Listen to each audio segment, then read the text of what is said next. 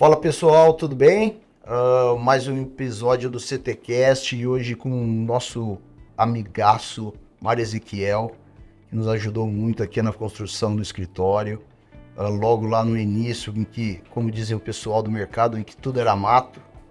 E Mário, muito obrigado por ter vindo, obrigado pelo convite. Eu sei que foi em cima da hora e você se prontificou aí já na segunda-feira, final de dia, né? Horário que o pessoal adora fugir, e você aqui junto com a gente. Obrigado aí pela...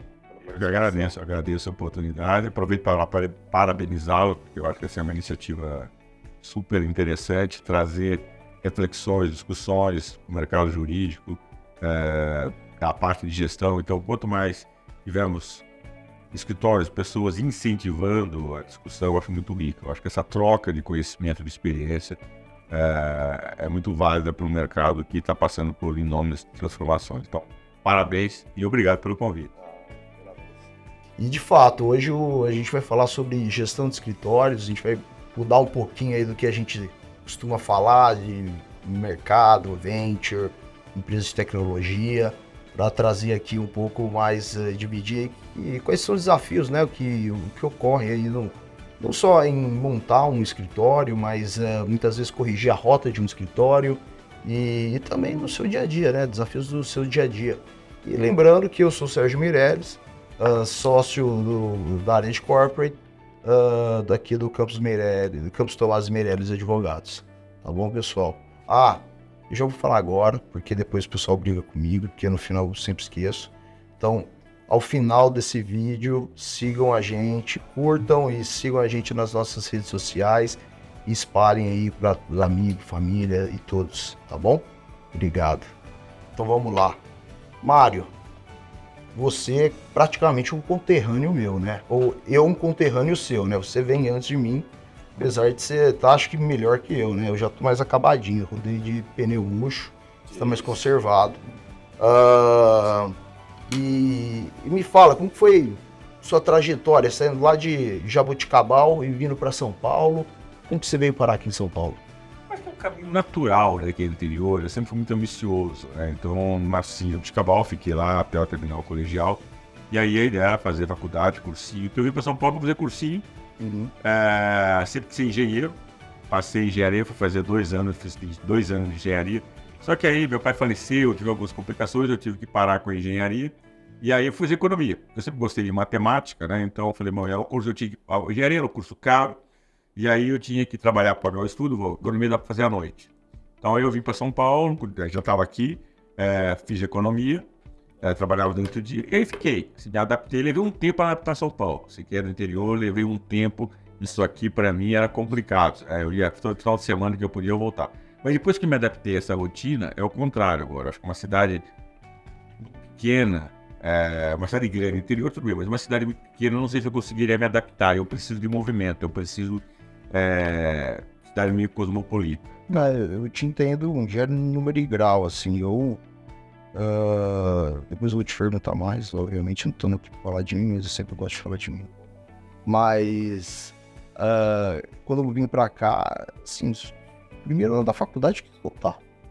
Segurei porque o meu pai ficava na minha orelha quando eu era criança. Não desiste. Tia Meirelles, não desiste. Vamos dizer isso. Fiquei. Mas eu acho que só fui começar a gostar de São Paulo mesmo quando comecei a namorar quando eu comecei a namorar uma pessoa aqui de São Paulo, que aí tinha família, que aí deu uma cara de sei lá, um pouco mais de lar, né? Mas até então eu estranhei. Não foi fácil. Assim, foi durante a faculdade, assim. E falou de você, desculpa perguntar, mas hoje você tá com quantos anos? 62, 62. E então quando você veio pra cá, isso era mais ou menos o que era? Eu vim pra cá em 79, quando eu fiz 18 anos. Bem diferente, né? Muito. Como é que era o meio de transporte? Como que você vinha pra cá, pra São Paulo? Olha, pra cá eu vinha de ônibus, e era a antiga rodoviária. Comecei a entregar a idade, já entreguei a idade de vez, mas a rodoviária, para os mais jovens, não é a atual rodoviária hoje, era uma rodoviária que ficava lá na Júlio Prestes. Lá hoje acho que é um shopping coreano, né? Perto ali da Sala São Paulo, tá? Praticamente em frente. Então eu desci ali, Eu, uma época que eu estudei em São Bernardo, daí na feira, então eu vinha de Jabuticabal de ônibus, descia ali, ia até o Parque Dom Brito, pegava um ônibus e ia pra São Bernardo. Era uma pauleira. Era uma pauleira. Ele morava ali no Alto da Lapa, perto da minha casa nova. Nossa, ele de carro, né? Ainda tinha um luxo ali de carro. Mas mesmo assim, era fácil. Eu demorei para ter carro, então era transporte coletivo. Então era bem mais difícil. O Jabuticabal para cá não era 100% duplicado. Você tinha um pedaço da Anguera, você tinha Washington Luiz, era pista única. Então mais da metade do percurso era pista única. Então era pauleira, era assim. Então. E você tinha família aqui na época? Tinha. Quando eu vim para cá, eu inclusive fiquei na casa de tios, né? Quando eu fui para São Bernardo, eu morei em República uma época. Mas aqui eu tinha tios e acabei morando com eles. Facilitava um pouco. Eu tinha um ambiente familiar que eu conhecia, então isso ajudava. O que me incomodava em São Paulo era essa loucura, essa vida. Interior, todo mundo conhece todo mundo, você sai na calçada, cumprimenta um. Eu lembro que aqui, e aí eu morava numa vila, que era mais fácil ainda. Mas eu ficava sentado na calçada da vila e minha tia falava para eu entrar, que aqui era perigoso. E as pessoas passavam e não cumprimentavam, vizinho de vila, né? Aquilo pra mim era terrível. Pô, não cumprimenta, você dá bom dia, bota a pessoa, mal responde. Então essa frieza, vamos dizer assim, me incomodou. Por morar em apartamento, e às vezes eu não conhecia a pessoa do apartamento que se divide elevador. Raramente via. Quando eu coincidia, ele pegava, bom dia, boa tarde. Assim, eles davam um bom dia, ótimo, já era uma coisa. Isso pra mim era muito incômodo. Essa frieza era algo que me incomodava muito. Pode tocar de me acostumei. Ainda depois de dar bom dia, eu sou uma pessoa chata, porque eu dou bom dia, a academia não conosco. Existe, né? Eu passo cumprimentando todo mundo. E o que acontece? A grande maioria dá com fone de ouvido. Ou porque tá com personal, ou porque tá ouvindo música. Então você dá bom dia pra parede. Bom dia, ninguém responde, ninguém fala nada, mas eu continuo insistindo aí. Sempre tem um ou outro que fala, que responde, valeu. Importante fazer a nossa parte, né? Exatamente. Tem que vir da gente, não tem que vir dos outros. E eu também, acho que o que pegou pra mim foi a frieza e a dificuldade de encontrar as pessoas, né? Acho que, por exemplo, eu lembro que eu tinha amigos, assim, eu fui direto para Higienópolis, eu fiz Mackenzie, tinha inúmeros amigos ali que moravam um do lado do outro, né? Mas tinha mesmo naquela época, assim, que em tese a gente tinha bem mais tempo livre que hoje, não conseguia se encontrar, cada um tinha a tua vida, cada um tinha o teu ritmo. Você passava semanas, você via, enfim, né? Se você não morasse com alguém, praticamente era faculdade de casa, né? Enfim. E o elevador eu lembro que foi o primeiro grande impacto. Você entrar no elevador e se cumprimentar e responder. E era aquele elevador de prédio do Higienópolis, entendeu? Aquele elevadorzinho pequeno. Só assim na tua cara, mais próximo que eu e você aqui. Quadrado, é um por um. Oi, tudo bem? Nossa. Nossa, ficava até meio sem jeito, né? Mas enfim, esse é o jeito. Muito se adaptando. Como você mesmo disse, e eu acho que, né? Você falou, cidade grande, interior, mas eu acho que, né, eu vou pra Ribeirão com uma boa frequência. Acho que tá em Ribeirão, acho que conseguiria morar hoje. Eu adoro passear lá, grandes amigos. Mas acho que, enfim, depois você se acostuma com São Paulo aqui, com o movimento, com o jeito de ser, acaba que você gosta. Eu acho que tive dificuldade de me adaptar a uma cidade menos agitada. Com todos os problemas que aqui tem, que não são poucos, mas isso já me incorporado. É que você cria a tua vida, né? Você tem teu ritmo, você tem tua família, você, enfim, você falou das suas 2 filhas, né? Sua esposa, né? Amigos, enfim, você vai criando o teu núcleo ali, que acaba sendo muito gostoso. E aí, enfim, você foi para São Bernardo, depois de São Bernardo você se formou em qual faculdade? Você chegou a terminar a FEI ou não? Não. 2 anos de FEI, eu parei em engenharia, fui fazer economia, eu vim para São Paulo, e aí fiz economia em São Paulo, e aí me graduei em economia. Nunca exerci a profissão de economista, propriamente dita, né? Eu estou mais próximo da administração. Começo de carreira foi trabalhar em empresa de auditoria, né, pela faculdade ainda, que era uma baita escola. Eu trabalhei na faculdade na Arthur Andersen, porque na minha época era Big 8, agora são Big 4, né, porque houve uma consolidação aí. Foi uma grande escola, então que aí tem muito mais a ver com contábeis, porque é outra coisa, nem economia, nem administração. E depois fui enveredando para o lado de economia e tendência à administração. Saí da Arthur, fui trabalhar numa empresa de pesquisa de mercado, a Nielsen, que era uma das maiores empresas de pesquisa de mercado do mundo, que 8 anos na Nielsen. Depois trabalhei na Hertz, que era a locação de veículos. E depois trabalhei no BCG, The Boston Consulting Group, também que era uma empresa de consultoria, né? Compete aí com a McKinsey, Buzali, o BCG, onde aí eu era responsável pela parte do escritório de São Paulo e de Buenos Aires, mas da controladoria, parte financeira. Então eu cuidava da controladoria do escritório de São Paulo e Buenos Aires. E aí foi quando eu entrei no mercado jurídico propriamente dito, né? Então, em 2000, isso, que há 20 anos nesse mercado de multinacionais, o Ned Hunter me chamou para se eu tinha interesse em administrar a sua advocacia, isso há 23 anos atrás. E aí? Qual que foi a tua reação ali quando você ouviu isso? Então, foi uma decisão, eu acho que a época arriscada, da qual eu não me arrependo, eu acho que acertei. Meus amigos até falaram, Maria, eu fui para o escritório, que era o Salão Novo, que foi uma torcida de advogados. E na época... Tinha 8 anos, 492, eu fui É que o Alan e a Ju são especialistas, né? Vieram de lá. Eu, particularmente, pouco sei da história assim, sei deles falarem, né? Mas... e sei de você contar também. Mas, sim, enfim...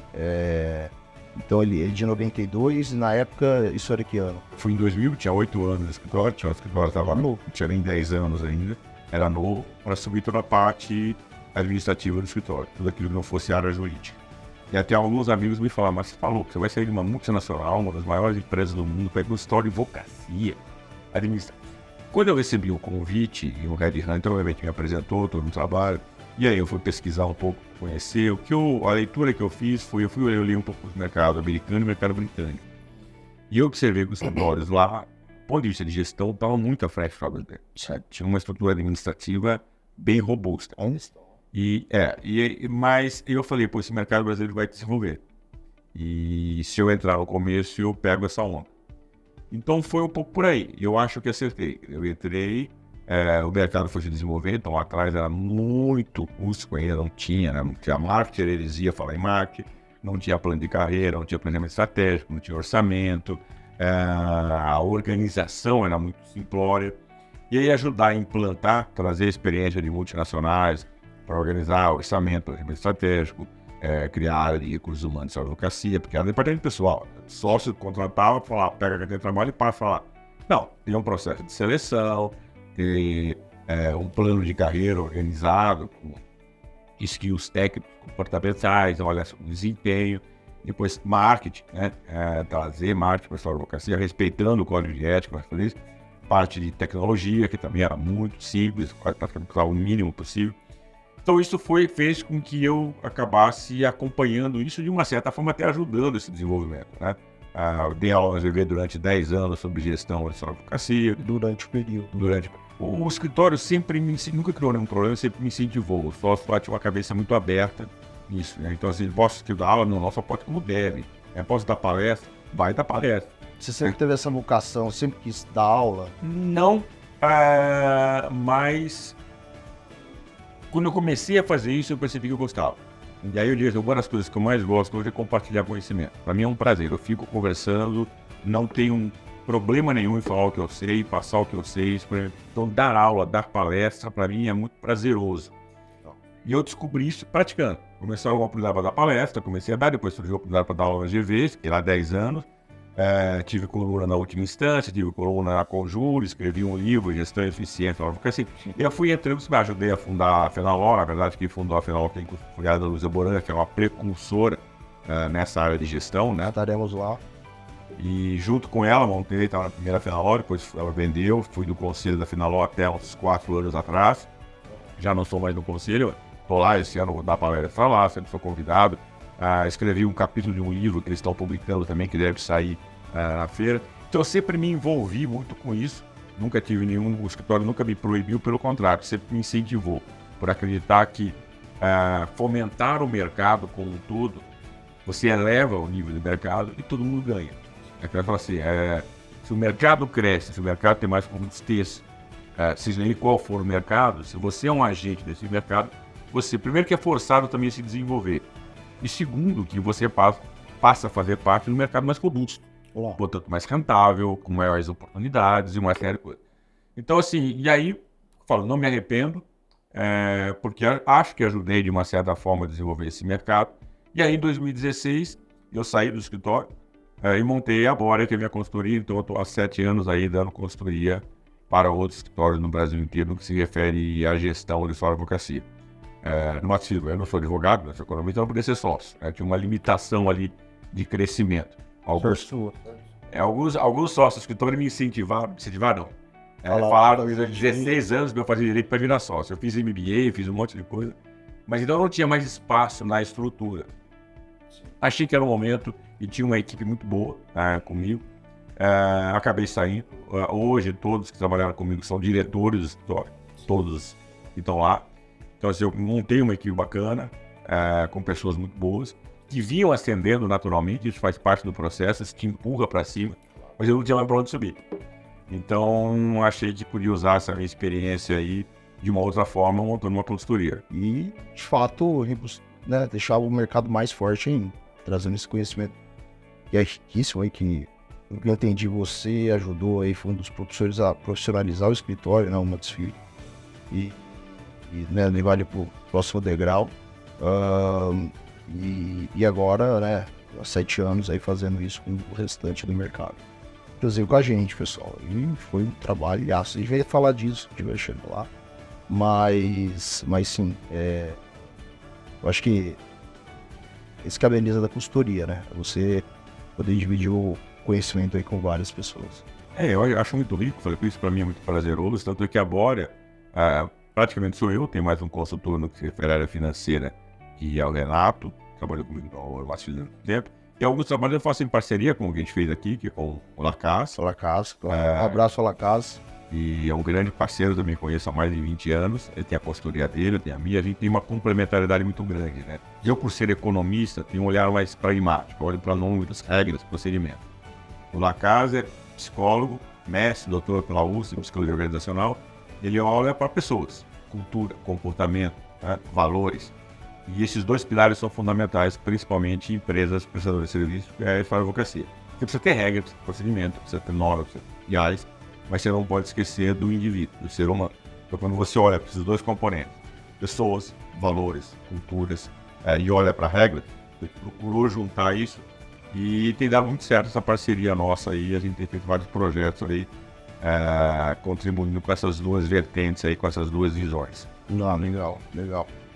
E assim, até dando uma pausa aqui, a gente fala que, né, sempre um bate-papo aqui, né, e a gente tem o nosso roteirinho, mas conversa sempre pode ser para qualquer lado, e ela já foi lá pra Lua, né, e ainda bem, porque a conversa tá muito boa, mas até falando, né, puxando algumas similaridades, o Rodrigo que estava aqui, que é o nosso gerente administrativo, também é economista, também não tá, né, enfim, não atua como economista, mas tá focado aqui na administração do escritório, leu seu livro, né? Enfim, quando ele comprou, falou, isso aí. Então, enfim, você fazendo escola e é muito prazeroso ver que, de fato, né? A gente também aqui incentiva, né, o conhecimento, incentiva as pessoas a crescerem junto do escritório. E eu acho que o caminho é esse. E é um aprendizado constante, né? Sempre foi, mas acho que agora é esse momento que a gente viu mais do que nunca. As verdades são desconstruídas com uma velocidade muito grande, porque você tem uma renovação de conceitos, de ideias muito grande. Então, assim, a gente volta lá atrás, você vai pegar a geração do meu pai, do meu avô, o que eles aprendiam na escola, aquilo valia até enquanto eles estavam trabalhando, não mudava nada. Hoje não, hoje as mudanças são absurdas. Você tem crenças sendo mudadas num espaço muito curto de tempo. Então, renovar, tá tendo o famoso lifelong learning, né, que é um termo antigo, acho que o termo foi criado pela Unesco na década de 70, mas agora cada vez mais presente. Não dá mais para parar de estudar, independentemente. Quando eu falo parar de estudar, você não é estar fazendo necessariamente uma graduação, uma pós-graduação, até pode ser, mas ele está se reciclando. É um curso aqui, ali, se adaptando, essa geração. Hoje tem muitas formas de estudar. Enfim, até eu gosto de estudar muito por conta, né?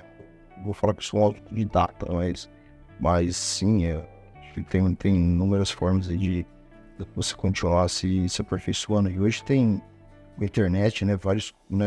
Várias escolas, por vídeos, muito com isso.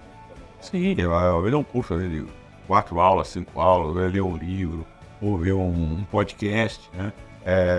Tem várias formas de você absorver novos conhecimentos, né? E isso faz com que você vá reciclando. Isso traz provocações, traz reflexões sobre eventuais crenças que a gente tem. A minha geração, talvez seja a geração mais antiga que está no mercado, os baby boomers, talvez tenha uma resistência maior. Eu esforço muito a não ter essa resistência, porque eu acredito muito nisso.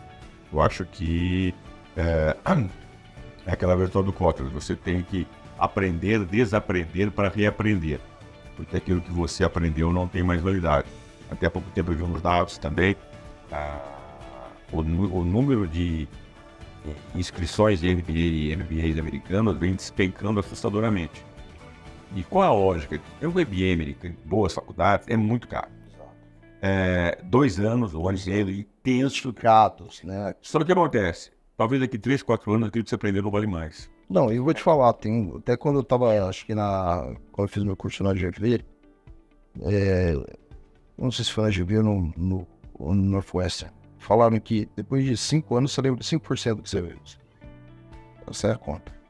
Então, independentemente do que você aprendeu, os temas que você mais gosta, você tem que continuar batendo em cima, senão você vai esquecer. Não é só, ir lá, fez o curso, ganhou o diplominha e tchau, né? 5 anos, 6 anos, 10 anos, e aí o que fica? Eu vou fazer 10 anos agora de mestrado, se não fosse a prática, se não fosse continuidade no ensino, né, no estudo por conta, você acaba esquecendo, fica pouca coisa. Então, assim, é preferível você fazer cursos ou adquirir conhecimento, talvez mais curtos, mas de uma frequência, de uma quantidade maior.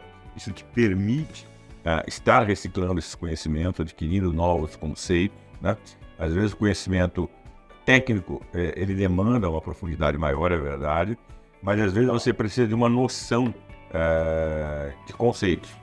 E isso você tem que ir fazendo um curso, às vezes, de 8 aulas, ou lendo um livro, assistindo lives. Então, isso vai te trazendo provocações, e aí você aprofunda naquilo que é a sua área de interesse.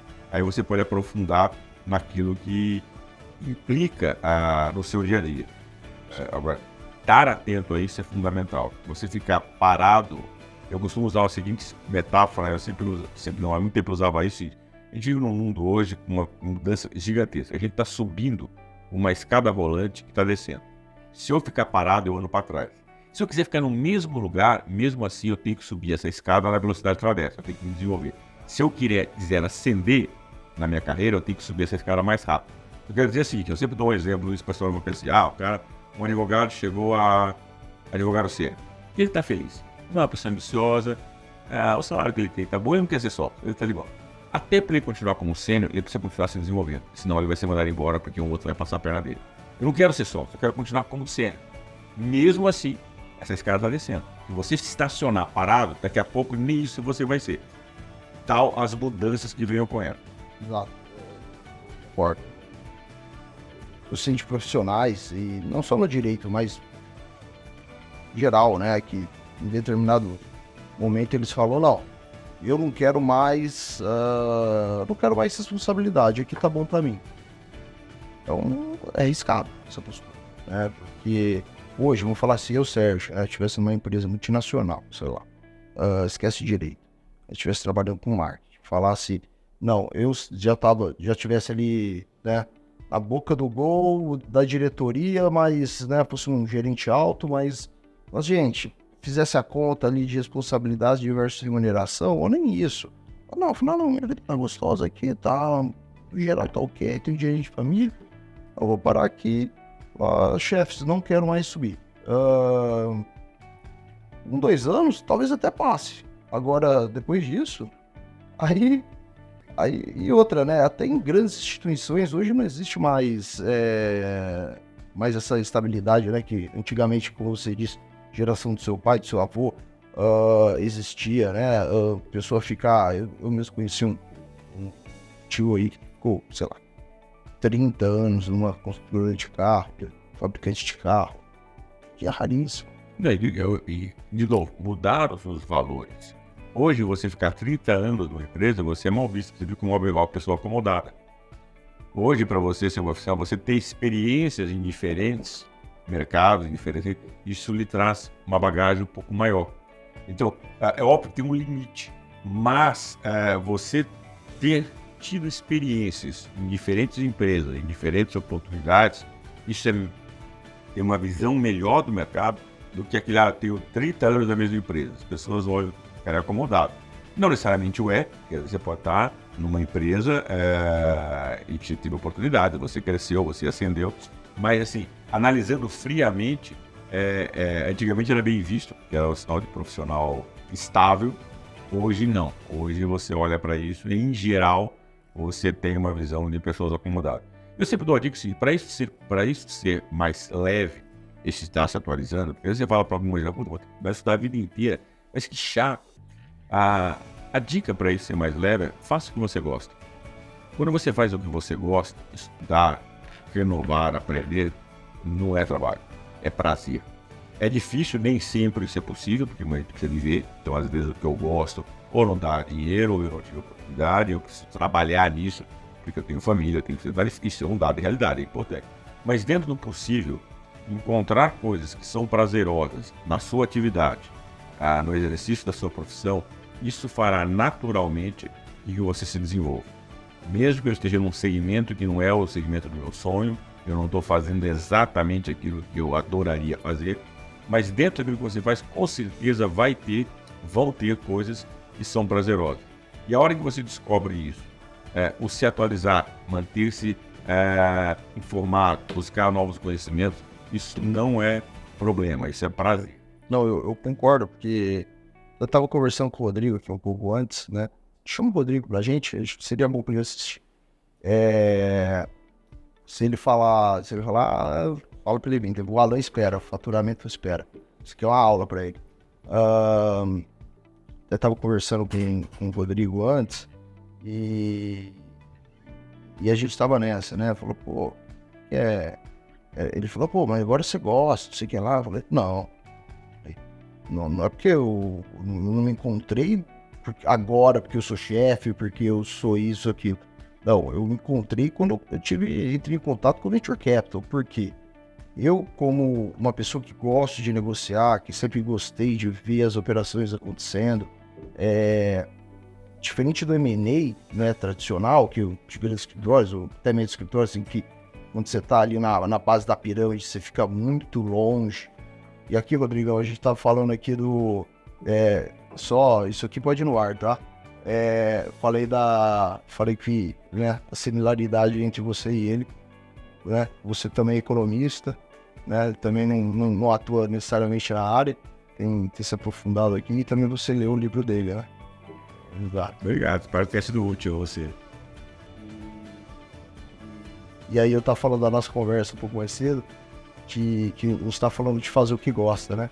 Aí, umas conversas que você falou, você se encontrou quando você, né? Porque agora você é chefe, não sei o que lá. Não, eu me encontrei quando tava no Venture, né? Quando eu tive contato com o Venture Capital, porque desde cedo, mesmo júnior, mesmo novo, eu podia participar das negociações, estar ali à frente, ter contato com o cliente.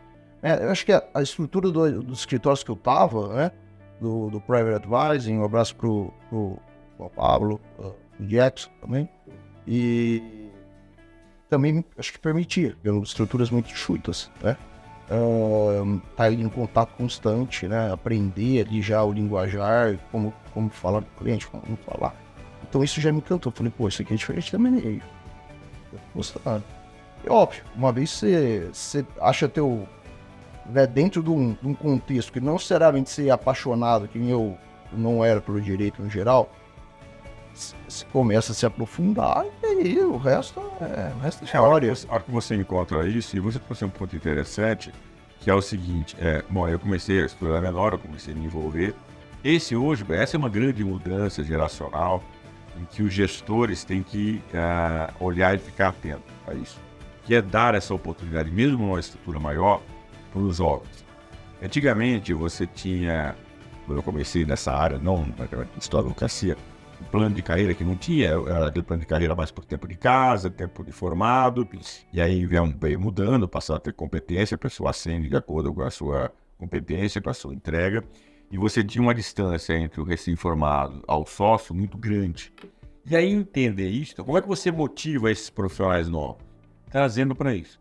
Às vezes hoje nem é tanto salário, tanto remuneração. Antigamente você falava para um estagiário, quando ele chegava, isso antes da lei do estágio, né, que existia uma exploração do estagiário muito grande. O estagiário pegava o estagiário, eu lembro de escritórios, às vezes que tinha área de IPO, né, usava muito a CVM. Então chegava 4 horas da tarde e falava para o estagiário o seguinte: olha, passa lá, pega na secretária, ela está com uma passagem, você pega o avião, chegando no centro do mundo, corre para a CVM que fecha, vai lá, você tem que protocolar isso aqui. Ah, não, mas eu tenho prova hoje, dane-se a prova, faz isso. Pois é, ele estágio, acabou, coisa. Mas você, como é que você motivar você? Você vai trabalhar muito, mas daqui 10, 12 anos você vai virar sócio, você vai ganhar muito dinheiro. Provavelmente vai ter que trabalhar à noite, vai ter que trabalhar final de semana. E ele olhava assim no estacionamento do escritório, via lá BMW, uma Mercedes, uma Maserati, e falava, pô, legal, se motivava. Chegou um tempo, e já faz um tempo isso, que você falava para as novas gerações, olha, esse mesmo discurso. O que você ouvia do estagiário? Dane-se, eu quero surfar em Maresia no final de semana. Fica com a Ferrari você, fica com a Mercedes. Essa mensagem não colava mais. Até posso trabalhar um fim de semana, mas isso constantemente não. O que motiva essa geração mais jovem? É envolver no processo. É trazer ela não para o poder, mas aproximar disso. Eu sempre estou com um exemplo que é muito parado. Se quer motivar um estagiário, leve ele para uma reunião. Uma reunião mais tranquila, que não tem nada confidencial. Leva ele, fala, fica quietinho. Faz assim, faz a ata da reunião. Na volta, no táxi, você dá um debriefing para ele da reunião. Explica que uma hora você foi mais duro, uma hora você foi mais... explica para ele. Cara, ele vai estar extremamente motivado. Ele vai ter uma aula, muito melhor que qualquer aula da faculdade. Ele vai chegar hoje à noite na faculdade e vai contar para os amigos dele que ele foi com o sócio numa reunião, que a hora que o sócio foi duro, bateu na mesa. E depois ele me explicou, só que a hora tinha que marcar terreno. Aí teve uma hora que ele foi bonzinho, concordou com a contraparte. Ele me explicou que ele adquiria confiança. Sabe o que vai acontecer? Você motivou o cara. O colega dele vai falar, quando eu abrir estágio na sorte do seu escritório, me avisa que eu vou mandar correr. Você fez propaganda do seu escritório, motivou e está atraindo mais pessoas. Quanto custou isso para você? A hora do estagiário. Que ao invés de ele ficar aqui pesquisando, ele foi lá. Hora do estagiário é investimento. Então é que existem alguns escritórios hoje que nem mais cobram a hora do estagiário. Não utilizam no faturamento, entende que aquilo é investimento, estou formando pessoas. Então, o que eu quero dizer é isso. Você falou assim, hoje o papel de quem está na gestão, quem tem o poder, é olhar, fazer essa leitura de mudanças, como é que eu motivo essa nova geração. Trazer para uma reunião, para discussão, às vezes eu já tive de presenciar em discussões, onde você tem contribuição, mas esse cara vai contribuir? Vai, ele pode contribuir. Já vi situações, por exemplo, em que a solução jurídica, o encaminhamento vem de um sócio, alguém mais experiente. A forma vem de um advogado júnior. Por exemplo, discussão, vamos seguir por esse caminho, e aí vem um júnior e fala assim, vamos fazer um smart contract. O sócio vira, o que é isso? E ele explica. Cara, legal. Esse cara contribuiu. A solução jurídica, o encaminhamento, o arcabouço veio de quem era mais experiente. Mas a forma, como a gente vive num mercado extremamente mutante, com novas tecnologias, essa geração mais jovem, que já é uma geração digital, traz soluções que muitas vezes vão contribuir. Então ela tem sim condições de contribuir. Aí se eu falar besteira, faz parte do jogo, faz parte do treinamento. Agora, isso motiva. E não é que só motiva, isso traz resultado para a sociedade. Então envolver o mais velho tem que entender que o mais jovem sim tem condições de contribuir, né? Tem influência digital, ele conhece. E o mais jovem tem que entender também que ele não é o rei com cara preta. Tem pessoas mais sênior que também tem uma vivência, uma experiência e tem muito para ensinar e contribuir. Mas essa combinação das diferentes gerações, quando trabalhada em prol comum, bem feita, bem gerida por uma área de recursos humanos que treina essas pessoas, você aí se junta e aí você cria potência na sociedade. Quando você tem todo mundo remando na mesma direção, em uníssono, o que a gente chama de potência, isso dá potência para a sociedade. Mas você falou do Albany, alguma coisa assim, e falou do A de ansiedade. Mas não tem uma questão que também você... Tá, beleza. Você vai lá, levou o estagiário na primeira reunião, explicou. Aí na segunda, legal, ele gostou. No terceiro. Aí já na quarta, talvez aquilo ele já perdeu o interesse. E aí eu acho que talvez seja uma questão geracional. E aqui fazer uma provocação, né? Talvez não tenha resposta para minha pergunta. A gente tem que estar sempre se desdobrar. Porque assim, tudo que você falou, que eu entendi. O gestor, seja ele o sócio, o sênior, ele tem que estar mais próximo e ele tem que trazer para perto esse advogado, seja o estagiário, seja o advogado júnior, deixar ele perto e fazer ele participar do processo, né? E dependendo do momento e quando possível, também poder contribuir. Mas aí eu vou falar um pouco da minha experiência, a minha breve experiência aqui de gestor. Não só aqui, mas nos escritórios. Eu sinto que algumas vezes a nova geração o que você faz uma vez funciona um tempo, mas logo depois já não causa mesmo o efeito, entendeu?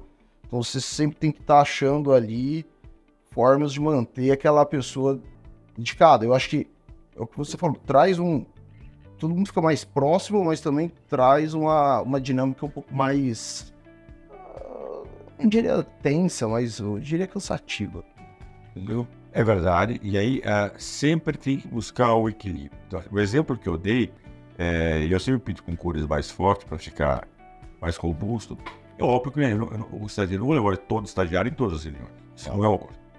Mas quando houver a oportunidade de fazer isso, levar. E o estagiário ele também tem o trabalho dele. Tem uma pesquisa, tem que fazer algumas coisas, tem que entender que não é só acompanhar sócio, e também não é um parque de diversões. Então agora minha função é só acompanhar sócio em reunião. Não. Ele também tem outras coisas. É o equilíbrio, é o meio termo disso. Ele também tem que entender que ele tem algumas responsabilidades, que ele está se desenvolvendo, que ele está sendo treinado. E esse treinamento faz parte desse treinamento algumas atividades, algumas rotinas que são inerentes à etapa de estágio.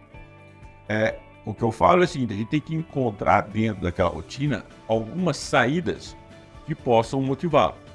Então não é sempre que eu vou levar estagiário, e esse estagiário não vai todo sócio, vai ser uma vez aqui, uma vez ali, né? Ele vai fazer uma ata, ele vai aprender, criando isso. Mas de fato é isso.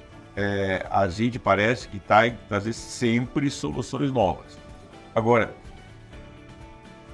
difícil, mas isso é um dado de realidade. Esse é o grande desafio da gestão, porque nós somos assim. Nós também nos acomodamos, nós ficamos entediados com a rotina. Então, quando você começa a assistir, começa a ver alguma coisa, aquilo não muda, a gente vai e muda. Isso tem uma tendência maior às novas gerações. Como lidar com isso? É um desafio. O primeiro ponto é os gestores entenderem o seguinte, nós estamos vivendo um mundo em mudanças constantes, então eu tenho que estar apto e pronto para me desconstruir. O primeiro ponto é isso, eu tenho que estar preparado para me desconstruir. As minhas verdades, talvez elas não doem muito. Por mais que elas estejam corretas hoje, talvez amanhã não estejam. Então, estar pronto e aberto para eu refazer os meus conceitos, para eu aprender com essas novas gerações. Esse negócio de ansiedade, eu tenho amigos que têm filhos pequenos, adolescentes, que estão no mercado de trabalho, que são uma geração de TikTok. O TikTok é um negócio rápido, que não assiste o TikTok inteiro. Você pega, ele está com o celular, ele assiste um pouquinho, já vira para o outro, não aprofunda. E eu vi uma vez também, ele retrata bem isso, eu queria citar a fonte, mas eu não estou me lembrando, se eu não me engano foi o diretor, o reitor da SPM, e que esse acesso à informação, de você ter acesso a tudo, hoje nós temos um oceano de informações, com a profundidade de um pires, porque ninguém mergulha. Então, você dá um Google hoje, você acessa o que você quiser. Você faz qualquer pergunta, agora você usa a Alexa, faz a pergunta para ela, eu falo, hoje estudar é bico, né? Na minha água, você imagina uma Alexa em casa com quem está o antigo primário, agora o elementar, não sei como é que chamou a nova. Fundamental. Quem descobriu o Brasil? Tem que pegar um livro e pesquisar. Você vira para a Alexa e fala, quem descobriu o Brasil, ela te responde. Então, fazer lição de casa hoje é bico, né? Basta ter uma Alexa. O chat GPT, né? Exato. Já faz para você, já estamos no outro patamar. Então, exatamente isso. Agora, isso dá de realidade. Não adianta dar murro em ponta de faca. Você tem o exemplo do chat GPT, ele está aí. Porque tem um monte de problema, tem que tomar cuidado, tem que saber usar. Sim. O primeiro ponto é o seguinte, fazer a pergunta com ela. Vi outro dia um exemplo, é o seguinte, sobre o mesmo tema, você fazendo diferentes perguntas para o ChatGPT, as respostas vêm completamente diferentes, e algumas vêm erradas, porque você não fez a pergunta correta, então ela vem incompleta. Então, ainda tem isso. Mas posso usar quando eu posso usar? De fato, isso está vindo para nos ajudar, desde que saibamos utilizar corretamente, desde que saibamos aplicar isso. Isso também vai ressignificar a nossa presença. Tem coisas que a gente faz hoje que talvez eu não precise mais fazer, tá? Porque eu tenho informação, eu tenho acesso muito simples.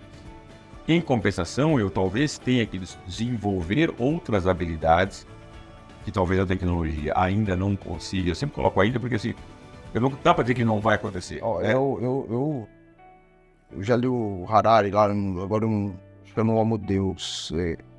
Eu li os 3. Sabe, Homo Deus, que ele fala Eu li os os 3. O terceiro, na verdade, eu ia ler, mas um dia eu conto essa história. Não.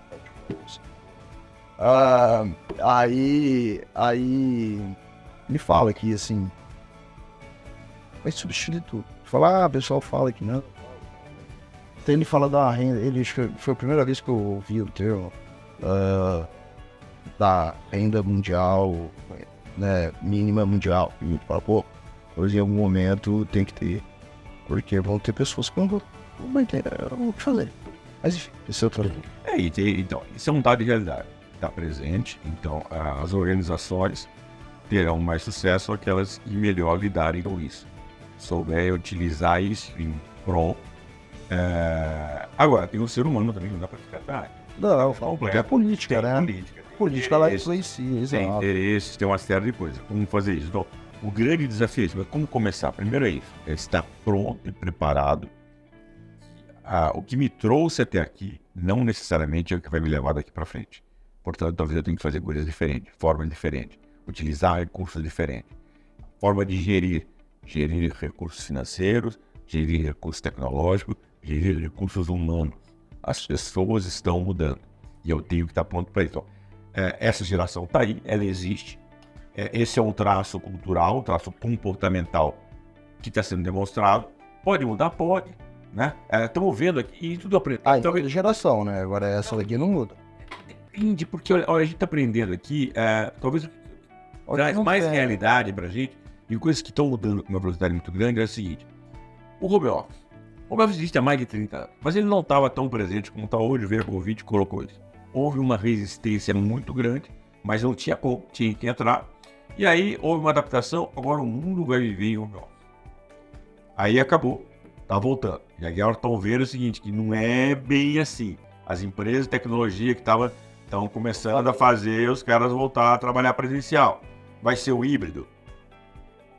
É difícil dizer. Então nós saímos de um estado, fomos para o outro extremo. Todo mundo em home office. Voltamos para o meio termo e agora tem discussões. Se isso funciona, se isso não funciona. Talvez funcione para alguns. Talvez não funcione para outros. Porque as pessoas são diferentes. Funciona para algum mercado, não funcione para outro mercado. Eu sei baita empresa, super empresas aí no mercado, não é tecnologia ou não, mas algumas, né, as que eu sei mais são de tecnologia, já consolidado, que elas têm gente, colocaram lá todo mundo home office, sem previsão de volta.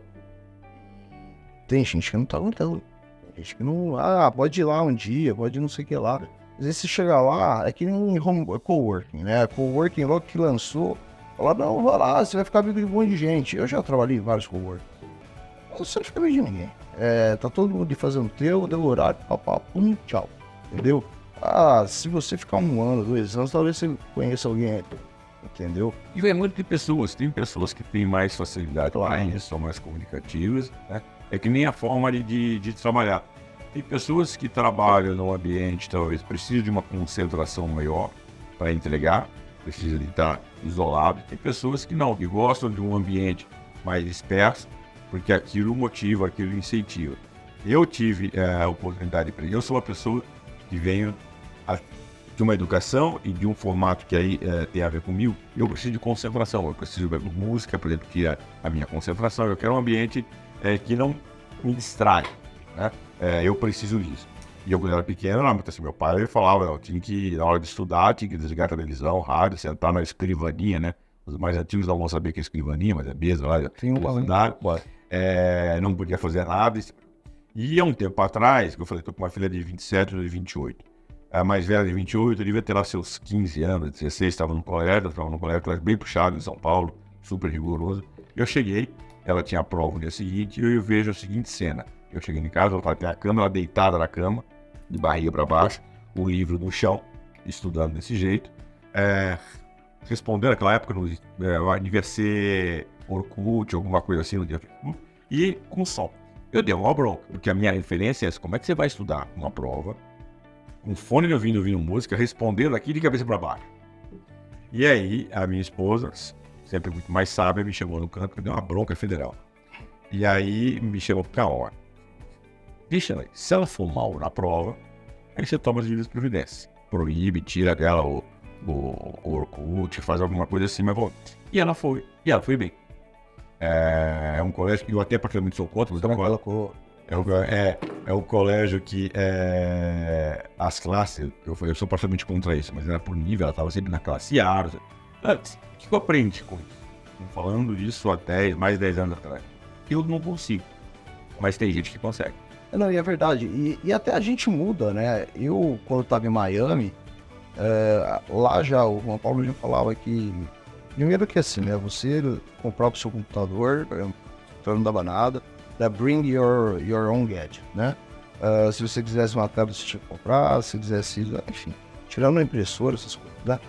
Então, em tese, né? Fala que você podia trabalhar em qualquer lugar do planeta, né? Desde que você fizesse. Mas óbvio, tinha uma baita curva de aprendizado, tinha que ter uma troca orgânica com as pessoas. Apesar de o escritório estava meio vazio, né? Já naquela época, porque o pessoal já era mais sênior, todo mundo ali era sócio, tinha 2 associados, eu e a Sofia. Eles entraram no outro, a Carolina, e enfim, acho que só ela e umas pessoas que iam sair. E naquela época eu vinha muito pro Brasil, né, trabalho, etc. Eu conseguia trabalhar mais à distância, vamos dizer. Funcionava muito. No Antes da Luz eu consegui, eu ia. Eu até lembro uma vez que assim, eu cheguei lá e tinha um sistema. Eu tava no começo, tinha um sistema bem tranquilo, até porque meu pai faleceu, eu precisava resolver as coisas de família. Então eu não tinha horário. Até que um sócio lá, o Cristiano, ele falou assim, eu dividia a sala com ele, né? Eu disse, Sr. Jô, você sabe que você não precisa vir todo dia, né? Não, mas eu gosto, né? Enfim, aí eu fui mudando, aí eu comecei a gostar de estar presente. E agora, boa parte do tempo aqui, eu gostei, mas agora eu tô começando a conseguir trabalhar de casa. Entendeu? Então, as manhãs eu fico de casa, à tarde eu venho pra cá. Então, tudo isso muda de pessoa para pessoa e de momento para momento. Então, alguns momentos talvez seja vantajoso. O exemplo que eu sempre menciono quando estou no meu office, tem pessoas que não se adaptam, precisam estar no ambiente de trabalho. Não gostam. É a natureza dela. E tem pessoas que se adaptam e são produtivas. Tem outras que se adaptam e gostam, mas o ambiente, o home dele, o lar dele, não permite. Por isso que a flexibilidade do gestor em tentar fazer essas leituras, e quanto mais flexível eu for de tirar o melhor de cada um e você ajustar a sua estrutura para que cada um produza da melhor, que se sinta mais confortável, mais motivado, né? Outro exemplo que eu já vivenciei é ter horário, mesmo antes do home office, ter horário rigoroso. Tem que estar no escritório, entrar tal hora, sair tal hora. Talvez a horário de entrada tinha, a hora de saída nunca tinha, né? Mas estar presente lá. E aí eu lembro que uma mudança, o sócio, ele tinha muita exploração disso, e o sócio proibiu ficar tentado. Não, estamos explorando muito, não, tem que ir embora. 7 horas tem que vazar.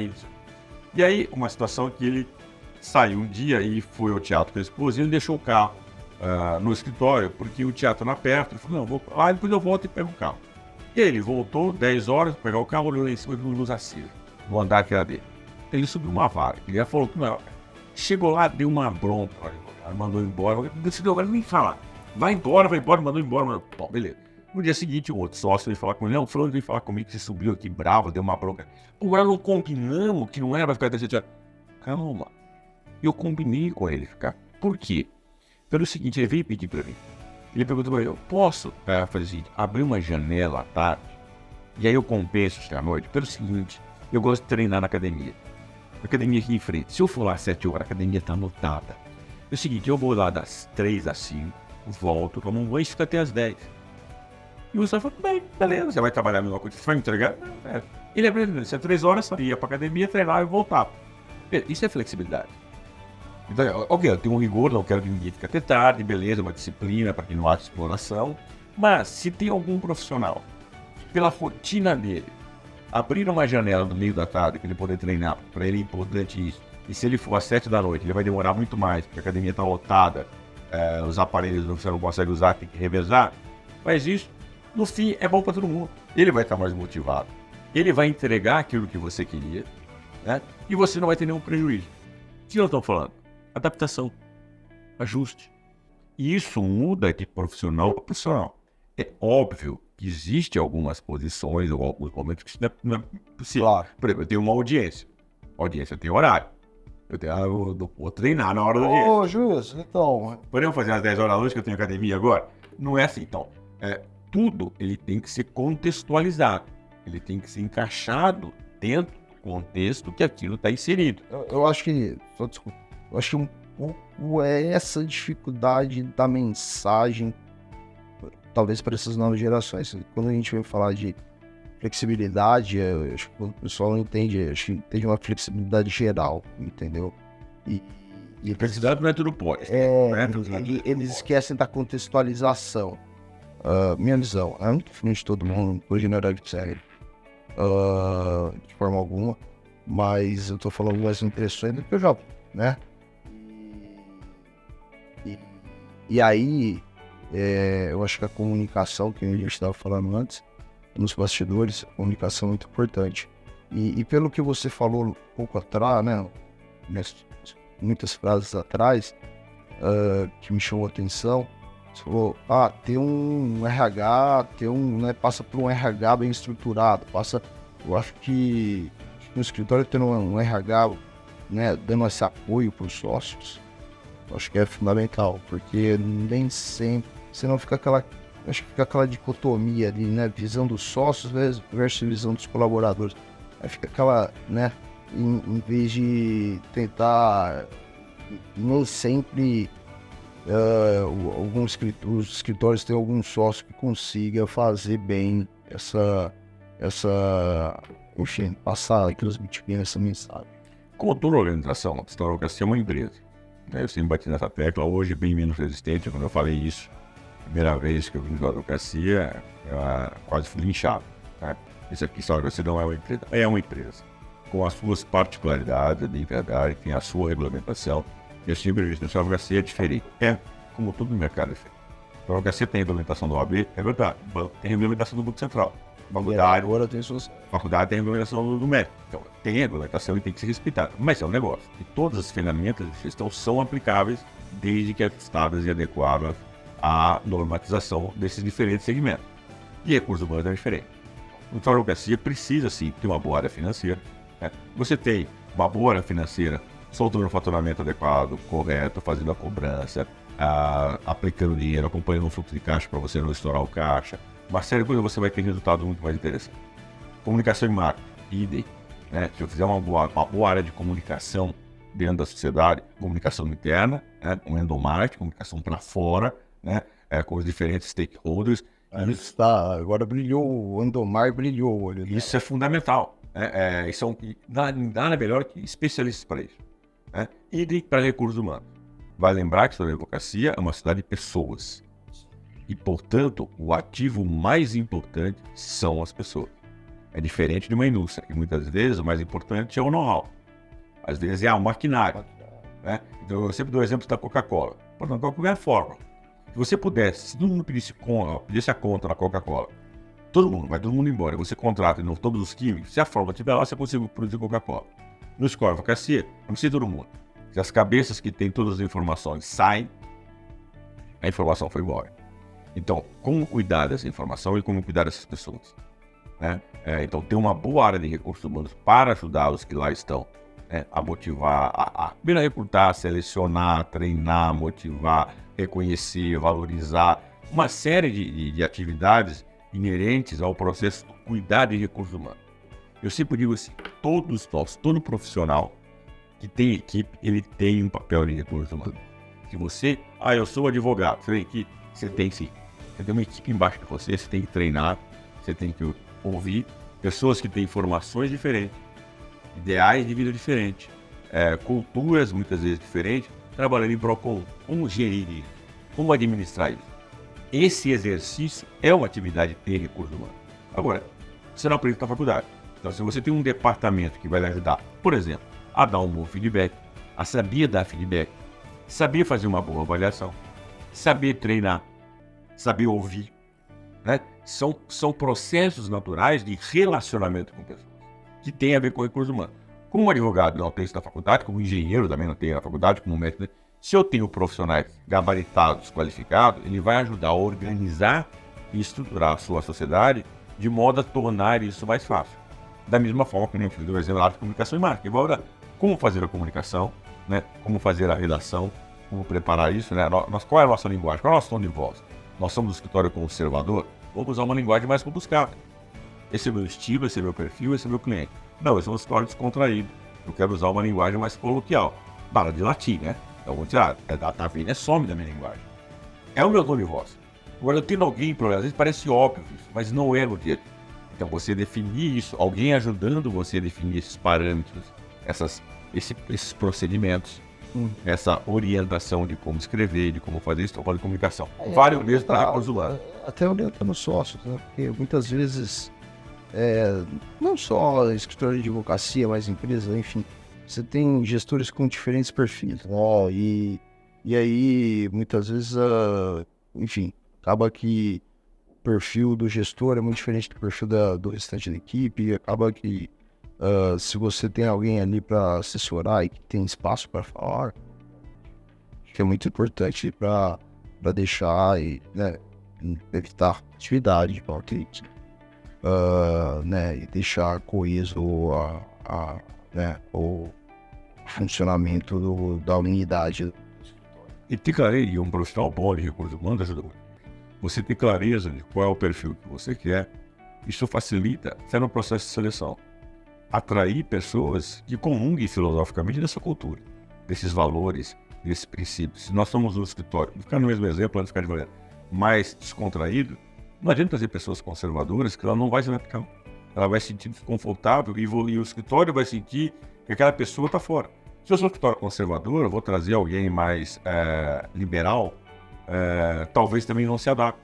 Então, primeiro fazer a leitura de como nós somos, né? E isso, ao ter clareza disso, um bom profissional de recursos humanos consegue ajudar a fazer isso, o próprio processo de seleção, porque aí eu estou olhando, não estou olhando a parte técnica. Você pode ter dois profissionais, tecnicamente, ambos têm inglês perfeito, ambos têm o domínio do saber jurídico, mas têm comportamentos distintos. Um é conservador, um é fechado, um é mais introspectivo, o outro é mais aberto, liberal, extrovertido. Isso não faz nenhum melhor ou pior que o outro. Isso é uma característica. Exato. Dependendo quem vai trabalhar com essa pessoa, um é melhor que o outro. Então, ter esse cuidado, essa leitura, isso faz com que você reduza a chance de uma má contratação, que vai virar um turnover lá na frente, ou vai criar um problema interno. Isso não é uma ciência exata, portanto, não lhe dá garantia que você vai acertar 100%. Mas, estatisticamente, isso vai diminuir o seu risco de erro. E também não só má contratação, né, mas a perda de retenção de talentos. E aí eu acho que é até pior. Uma contratação, aquela tudo de novo.